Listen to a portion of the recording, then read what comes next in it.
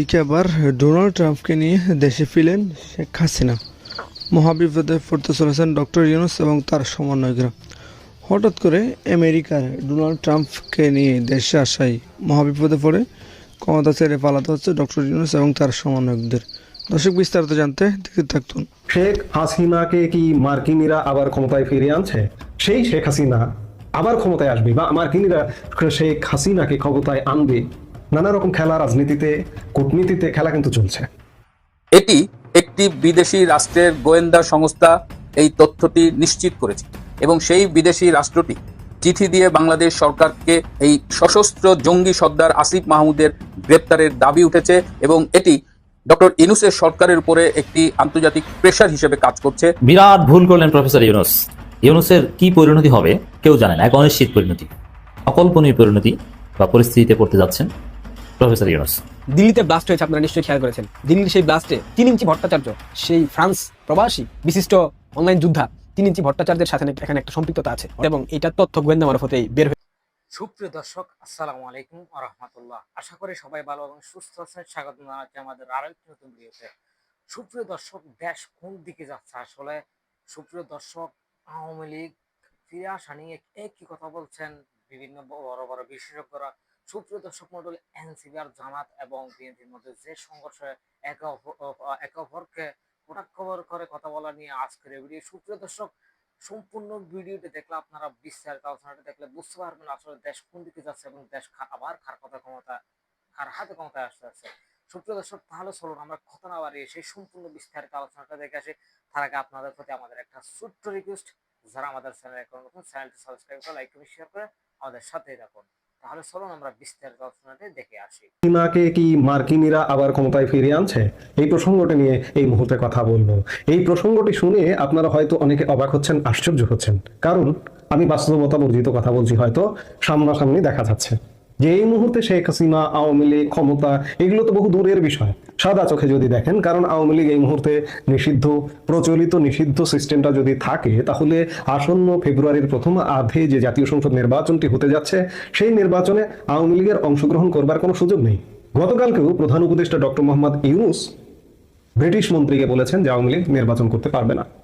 এবং আওয়ামী লীগ প্রধান শেখ হাসিনার 3 দিন পরে এই অবৈধ দখলদার ইউনূস সরকারের অধীনস্থ আইসিটি বা ইন্টারন্যাশনাল ক্রাইমস ট্রাইব্যুনাল, আন্তর্জাতিক অপরাধ ট্রাইব্যুনাল, আগামী 17 নভেম্বর মানবতা বিরোধী অপরাধে রায় ঘোষণা করবে। এবং এই রায়টি কি হবে এটি সুস্পষ্ট আগে থেকে নির্ধারিত, বলাই যায় যে মৃত্যুদণ্ডের রায় বা ফাঁসির রায় ঘোষিত হবে। সেই শেখ হাসিনা আবার ক্ষমতায় আসবে বা মার্কিনীরা শেখ হাসিনাকে ক্ষমতায় আনবে। অবাক না বিষয়গুলো? আওয়ামী লীগেরই তো অংশগ্রহণ করবার সুযোগ নেই, আবার শেখ হাসিনা কোথা থেকে আসে, এরকম অনেকে ভাবছেন। কিন্তু খেলা, নানা রকম খেলা, রাজনীতিতে, কূটনীতিতে খেলা কিন্তু চলছে। আপনারা খেয়াল করেছেন নিশ্চয়ই। শুরু হলো রয়টার্স, এএফপি, ইন্ডিপেন্ডেন্ট দিয়ে 3টি খুব প্রেস্টিজিয়াস গণমাধ্যম দিয়ে শেখ হাসিনার বিশ্ব মিডিয়া জয় করা। এরপর থেকে ভারতীয় গণমাধ্যমে প্রতিদিন একাধিক 2, 4, 5টা গণমাধ্যমে প্রতিদিন সাক্ষাৎকার বের হচ্ছে শেখ হাসিনার। কোন সাক্ষাৎকারে আপনি কি শুনেছেন বা একটু চেক করে দেখুন যে কোন সাক্ষাৎকারে শেখ হাসিনা মার্কিন যুক্তরাষ্ট্রকে তার ক্ষমতাচ্যুতির পেছনে আর কোনো দোষারোপ করছেন না? হঠাৎ করে সুর পাল্টে গেল কেন? গতকালকে বিশেষ করে CNN নিউজ 18, ভারতের একটি গণমাধ্যম, ইন্টারন্যাশনাল CNN এর নেটওয়ার্ক ভুক্ত গণমাধ্যম, সেই গণমাধ্যমে ভারতে নির্বাসিত প্রধানমন্ত্রী শেখ হাসিনা সাক্ষাৎকার দিয়েছেন এবং সাক্ষাৎকার দিয়ে আরো জোরালোভাবে বলেছেন এই বিষয়টি যে মার্কিন যুক্তরাষ্ট্রের আমার ক্ষমতাচ্যুতির সাথে কোনো সম্পর্ক নেই। অথচ আপনারা জানেন যে শেখ হাসিনা যখন ক্ষমতায় ছিলেন কিংবা ক্ষমতাচ্যুতির পরেও বা মার্কিন যুক্তরাষ্ট্রকে অনেকবার কাঠগড়ায় নিয়েছেন। শেখ হাসিনার মন্ত্রী পরিষদের সদস্যরা, শেখ হাসিনার দল, আওয়ামী লীগের নেতারা বিভিন্ন সময়ে কাঠগড়ায় নিয়েছেন। কিন্তু হঠাৎ করে সুর বদল কেন? রাজনৈতিক বিশ্লেষকরা, কূটনৈতিক বিশ্লেষকদের মনে এই প্রশ্নটা দোলা দিচ্ছে। ক্ষমতাচ্যুতির প্রায় 15 মাস পর এসে তিনি বলছেন যে তাদের পতনের পেছনে আমেরিকা বা পশ্চিমা কোনো শক্তির সরাসরি ভূমিকা ছিল বলে তিনি মনে করেন না। অথচ আমি খানিক আগে যেটি বলছিলাম, গত বছরের জুলাই অভ্যুত্থানে পতনের পর থেকেই শেখ হাসিনা ও তার সরকারের মন্ত্রী ও দলীয় নেতাকর্মীরা যুক্তরাষ্ট্রকেই দোষারোপ করে আসছিলেন। নিজেদের বিশ্বাসের ও প্রচারিত সব ষড়যন্ত্র তত্ত্বকে উড়িয়ে দিয়ে শেখ হাসিনা এক সাক্ষাৎকারে বলেছেন, যুক্তরাষ্ট্রের সাথে বাংলাদেশের দীর্ঘদিনের ভালো এবং স্থিতিশীল সম্পর্ক রয়েছে, তাই ওয়াশিংটন বা অন্য কোনো বিদেশি শক্তি বাংলাদেশের রাজনৈতিক বিষয়াদিতে সরাসরি জড়িত এমন দাবি বিশ্বাস করার কোনো কারণ নেই। CNN নিউজ 18-কে দেওয়া সাক্ষাৎকারে শেখ হাসিনা আরও বলেন, তিনি স্বীকার করেন যে বাংলাদেশের অন্তর্বর্তী সরকারের প্রধান অর্থনীতিবিদ ডক্টর মোহাম্মদ ইউনূস পশ্চিমা বিশ্বে প্রভাবশালী অনেক ব্যক্তির সঙ্গে সুসম্পর্ক গড়ে তুলেছেন। তিনি পশ্চিমা বিশ্বে প্রভাবশালী শ্রেণীর প্রশংসা অর্জন করেছিলেন। শেখ হাসিনার মতে তারা ডক্টর ইউনূসের প্রশংসনীয় অর্থনৈতিক ভাবমূর্তিকে ভুলভাবে গণতান্ত্রিক যোগ্যতা হিসেবে দেখেছেন।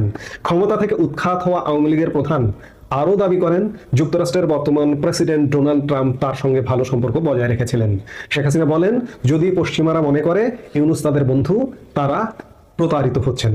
অথচ শেখ হাসিনায় তার সরকার পতনের পরপরই আগস্টে ভারতের ইকোনমিক টাইমস তাকে উদ্ধৃত করে একটি প্রতিবেদন প্রকাশ করে, যেখানে তিনি বলেন যুক্তরাষ্ট্র তাকে ক্ষমতাচ্যুত করার ক্ষেত্রে ভূমিকা পালন করেছে, কারণ তারা বঙ্গোপসাগরে বাংলাদেশের সেন্ট মার্টিন দ্বীপের নিয়ন্ত্রণ চায়। জুলাই সহিংসতা শেখ হাসিনার পতন ঘটাতে গুরুত্বপূর্ণ ভূমিকা পালন করলেও প্রায় 15 মাস ধরে শেখ হাসিনার অনুসারীরা ষড়যন্ত্র তত্ত্বই বিশ্বাস এবং প্রচার করে আসছিল। এমনকি সবশেষ এই যে সেদিন গত 8 নভেম্বর রাশিয়ান সংবাদ মাধ্যম RTA-কে দেওয়া সাক্ষাৎকারে শেখ হাসিনা সরকারের তরুণ মন্ত্রী মহিবুল হাসান চৌধুরী নওফেলও একই ষড়যন্ত্র তত্ত্ব হাজির করেন। তিনি অভিযোগ করেন, আওয়ামী লীগ সরকারের পতনের পেছনে যুক্তরাষ্ট্রের সরকারি প্রতিষ্ঠান USAID ও ক্লিন্টন পরিবার জড়িত। অথচ শেখ হাসিনা সাম্প্রতিক সময় কোনো সাক্ষাৎকারে তিনি যুক্তরাষ্ট্রকে কাঠগড়ায় দাঁড় করাননি। এমনকি CNN নিউজ 18 সাক্ষাৎকারে ডাইরেক্ট বললেন যে মার্কিন যুক্তরাষ্ট্রের জড়িত থাকার কোনো কারণ নেই বা ভাববার কোনো অবকাশ নেই। কূটনীতি বা ডিপ্লোমেসি কি এটাই? এতদিন যেটি বলে এসছে সেটি হঠাৎ করে উল্টে গেল কেন? হ্যাঁ, শেখ হাসিনার কূটনীতিটা এখানে। মার্কিন যুক্তরাষ্ট্র হয়তো জড়িত আছে, যেমন মার্কিন যুক্তরাষ্ট্রের কিছু non state actor, Clinton foundation কিংবা ডিপ স্টেট, জর্জ সরোস, এগুলো তো রাষ্ট্র বহির্ভূত প্রতিষ্ঠান। তারা যদি জড়িত থাকে সেটা তো শেখ হাসিনা কূটনৈতিক কারণে বলবেন না, সেটি যাই হোক না কেন। শেখ হাসিনা এটিও বলছেন যে ডোনাল্ড ট্রাম্পের সাথে অত্যন্ত ঘনিষ্ঠ সম্পর্ক, ডোনাল্ড ট্রাম্প তার সঙ্গে ঘনিষ্ঠ সম্পর্ক রেখে এসেছিলেন।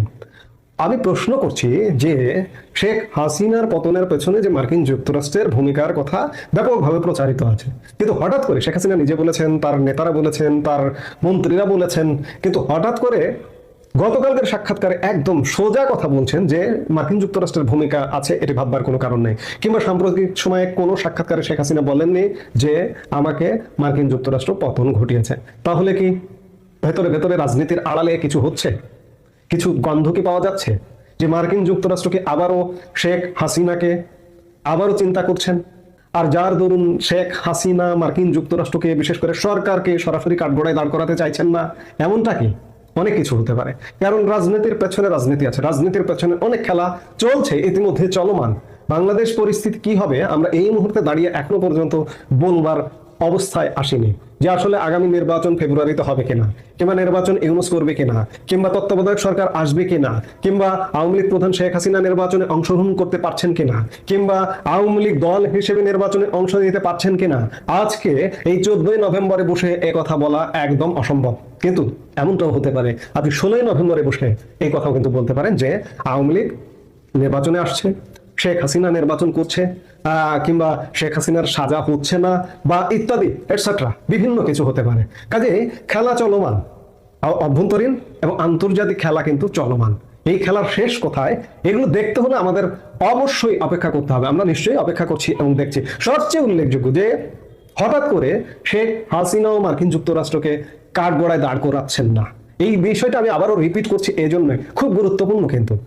এবং গতকালকে CNN নিউজ 18-এর সাক্ষাৎকারে ডাইরেক্ট কি বলে বসলেন, যুক্তরাষ্ট্রের সঙ্গে বাংলাদেশের দীর্ঘদিনের ভালো ও স্থিতিশীল সম্পর্ক রয়েছে, তাই ওয়াশিংটন বা অন্য কোনো বিদেশি শক্তি বাংলাদেশের রাজনৈতিক বিষয়াদিতে সরাসরি জড়িত এমন দাবি বিশ্বাস করার কোনো কারণ নেই।